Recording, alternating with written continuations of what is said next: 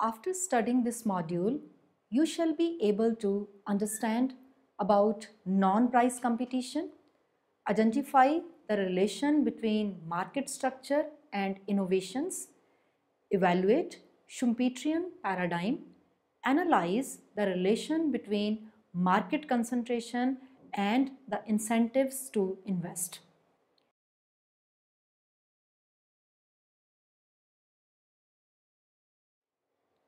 There are several dimensions and challenges of competition every firm has to face from its rivals in the market.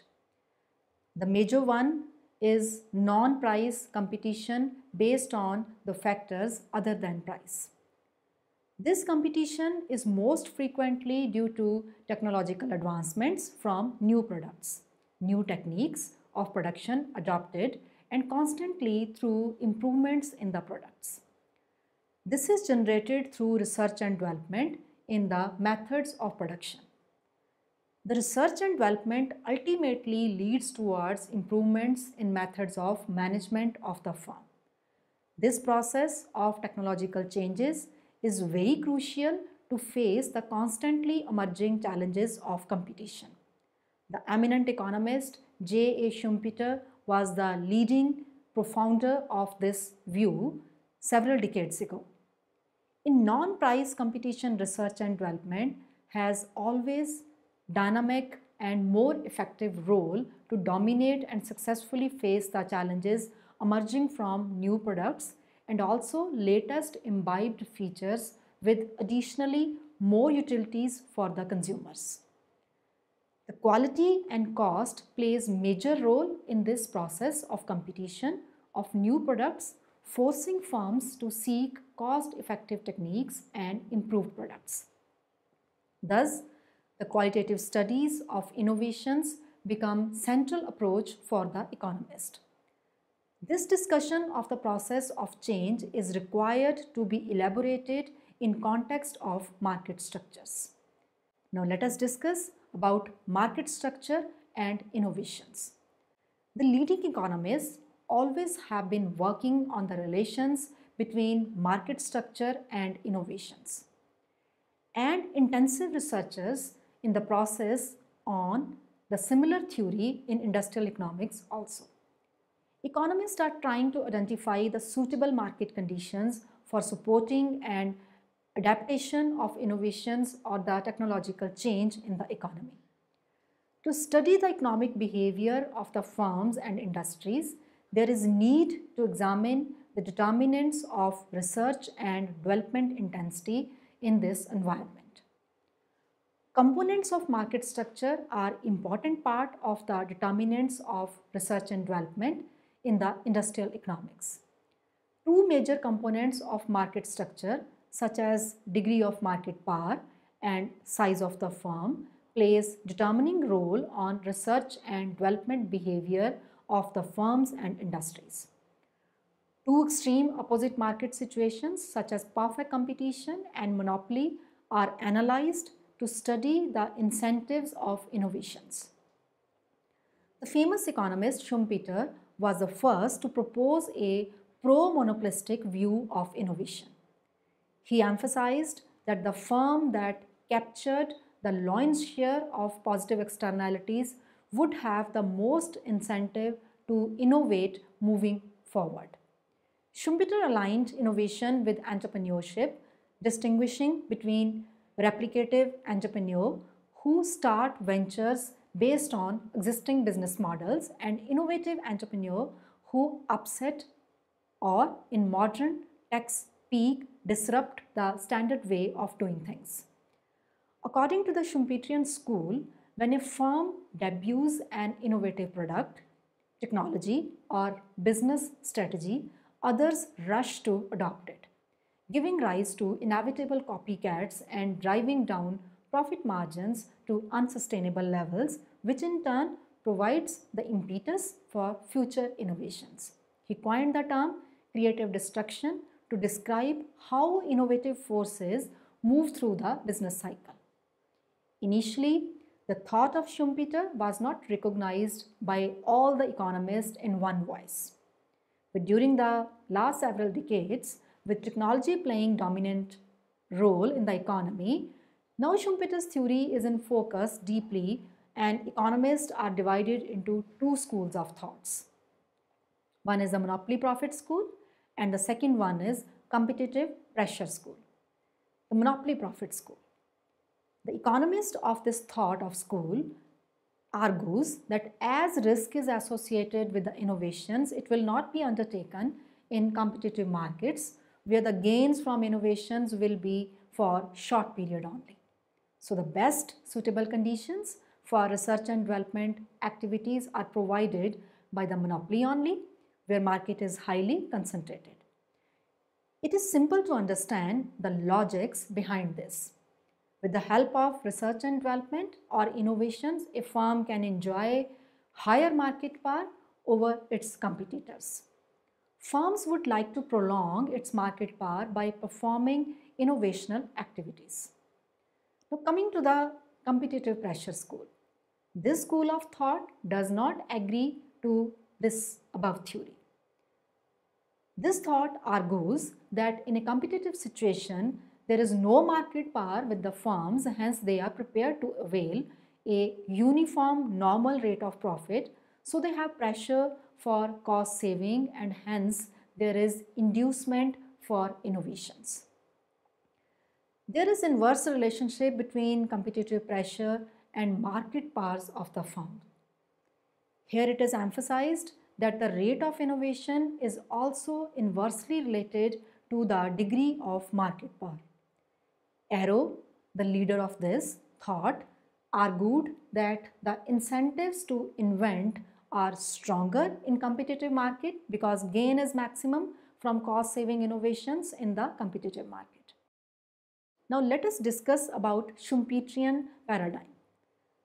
Though the period during which Austrian-American economist J. A. Schumpeter formed his visionary conclusions on research and development importance in first half of 20th century, when the scientific development and innovations were not as rapid as today, his writings were highly appreciated earlier too, but its relevance has immensely been applied more today with intensely developing world economies and industries moving steadily with new and latest techniques every day.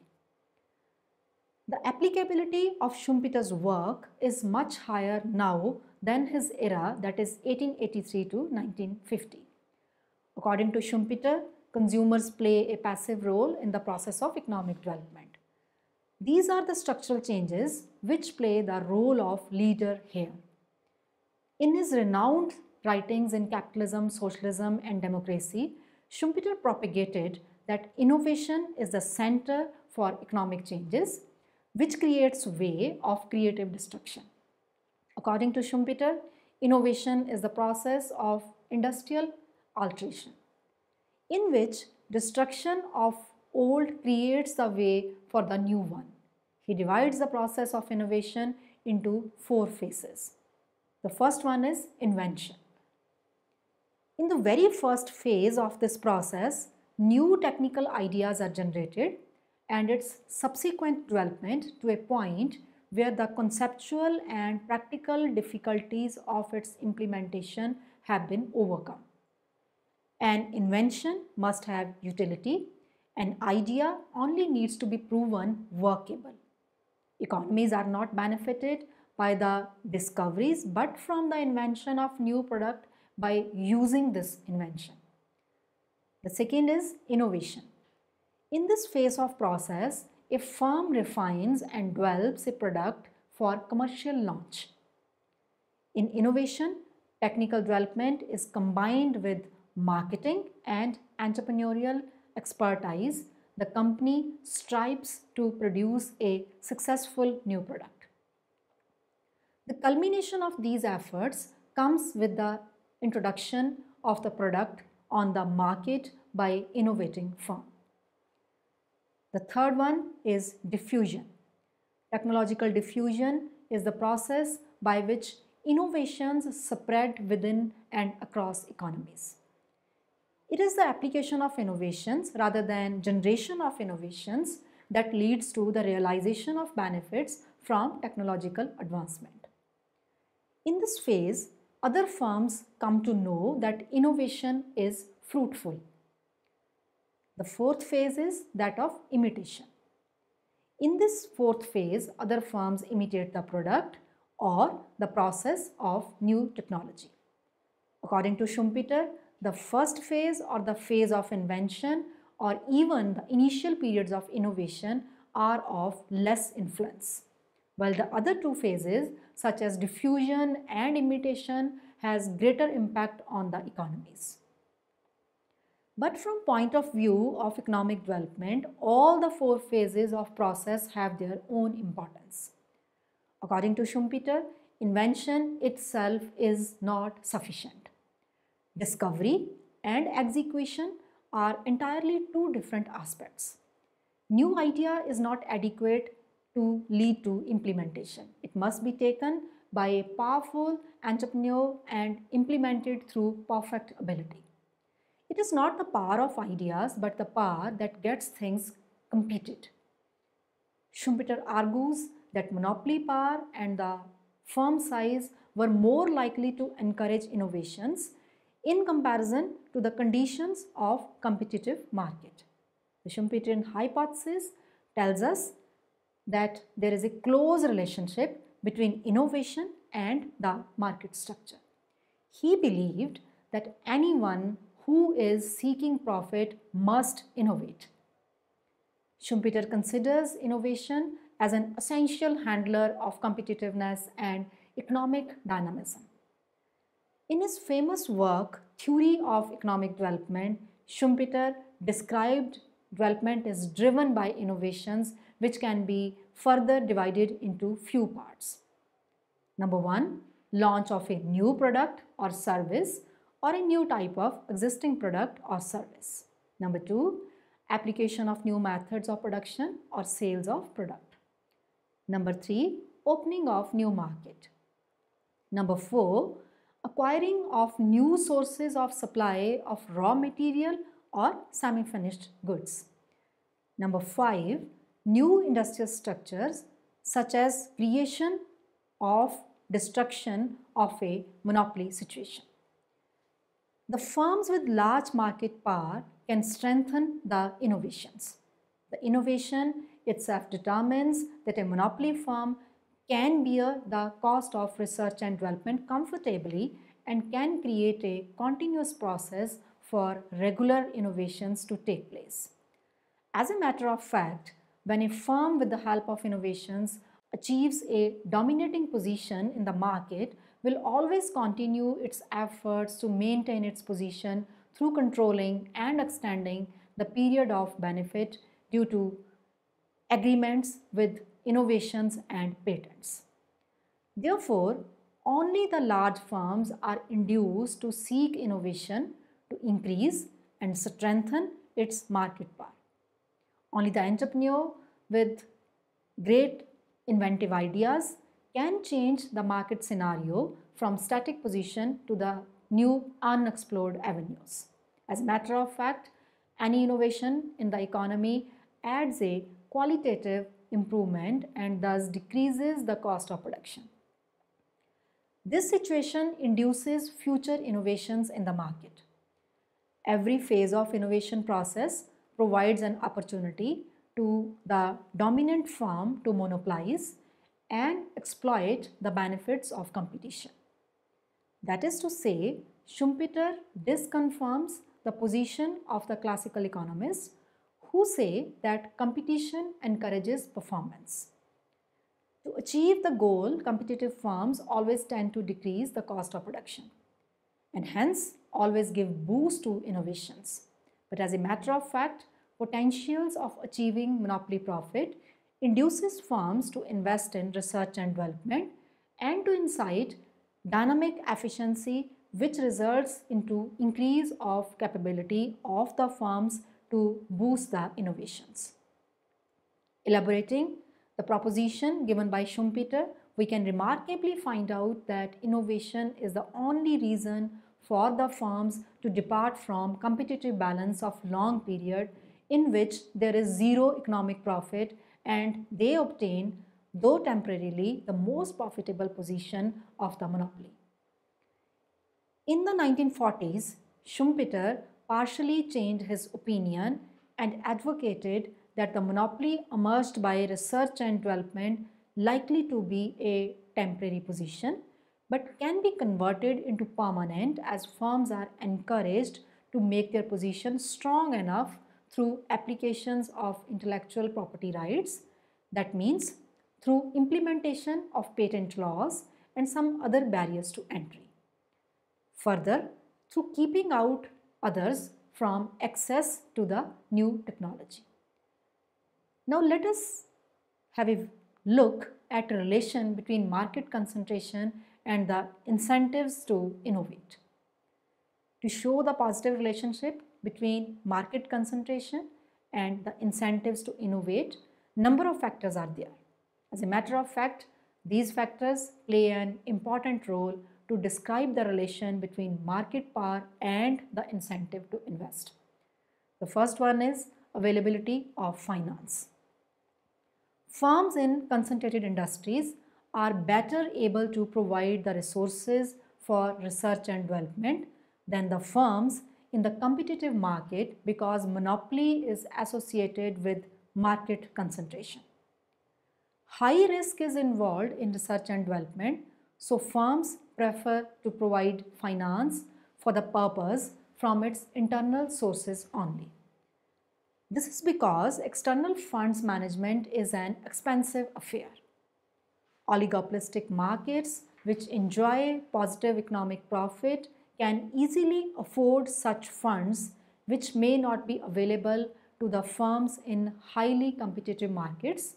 So it is argued that more competitive markets undertake little or no research on their own. On the other hand, oligopolistic markets have sufficient resources to undertake the potential research and development. A very suitable example can be of agriculture sector where competitive market is found. Most of the research activities are taken up by the government sector only. The second one is economies of scale. One of the possibilities involved in research activities in favor of large firms is economies of scale. When a minimum efficient scale for research exists, it may not be feasible for independent firms in competitive markets to further undertake efficient research and development work. In very rare circumstances, pooling of research is also suggested to overcome the problem of scale. But this situation is also not suitable as small firms have to face the problem of resources and huge amount is required for organization of joint research programs. So relatively large firms in more concentrated market can conduct the research and development programs efficiently. Sometimes when research projects are risky and expensive, even in the concentrated markets, firms conduct such programs of research jointly. This kind of cooperation is also in favor of the society, as in this way duplication of research can be avoided. The third is protection of patents. Large firms earning positive profits are always in a position to protect their intellectual property rights in comparison to relatively small firms. As a matter of fact, these concentrated firms may be more interesting to undertake the research and development projects. The fourth is competitive strategy. Rapidly changing external environment in the field of innovation is a big challenge for the firms to form their competitive strategy. Firms in such environment are facing the competition not only from the existing competitors, but also they have to restrict the potential entrant.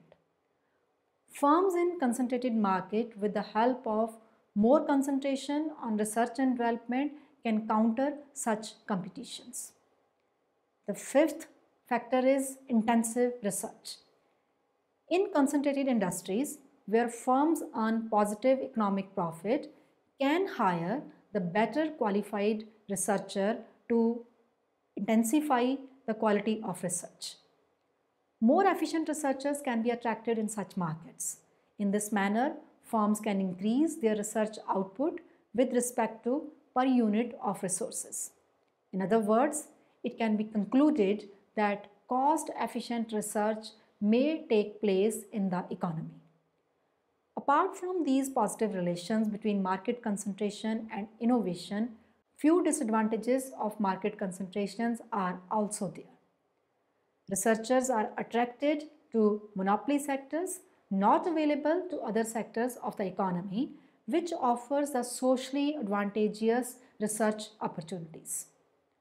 Firms with monopoly power may be inefficient and fail to avail research opportunities and may not be able to conduct efficient research programs in comparison to competitive industry. The general notion of slack in concentrated markets suggests that in every concentrated markets, innovations may be approaching. Firms in concentrated markets may have fewer incentives to innovate. Arrow also argued the same view that an innovation produces only limited extra profit to the monopolist. Also, it is argued that firms in established monopoly position may also consider the cost of re-equipping their industry to take advantage of potential innovations and so may resist developing major innovations that might require such re-equipment.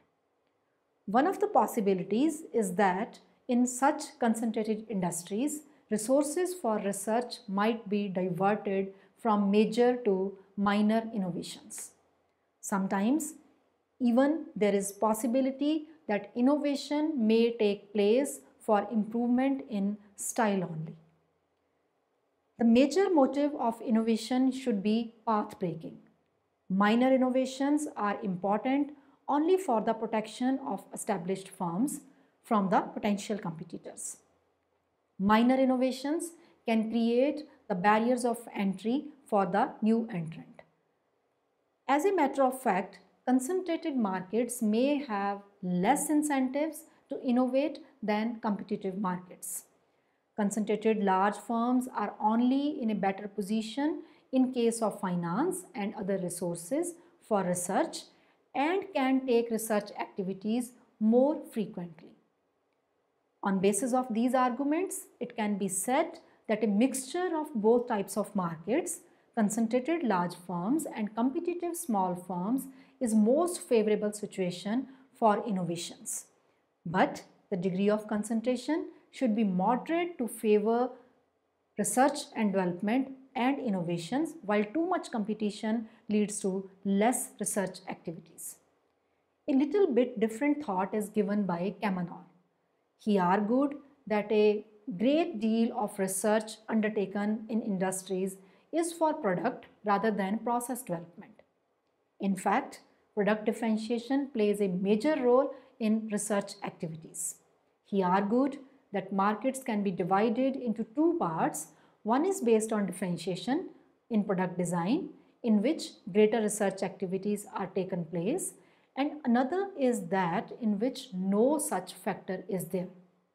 He gave the examples of investment goods and consumer durables as the part of product differentiation and material inputs and non-durable consumer goods for similar goods.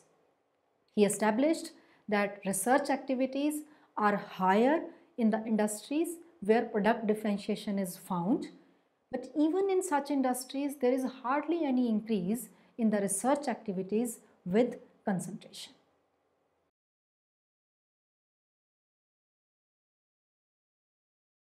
Now let us summarize what we have learned from this module. Today, technological advancements from new products and new techniques of production increases competition at the highest level and degree constantly generated through research and development in the methods of production. This process of technical changes is must to face the constantly emerging challenges of competition. J. Schumpeter was the premier and leading profounder of this view several decades ago in first half of 20th century. Schumpeter propagated that innovation is the center for economic changes, which creates way of creative destruction. According to Schumpeter, innovation is a process of industrial alteration, in which destruction of old creates a way for the new one. Firms with monopoly power may be inefficient and fail to avail research opportunities and may not be able to conduct efficient research programs in comparison to competitive industry.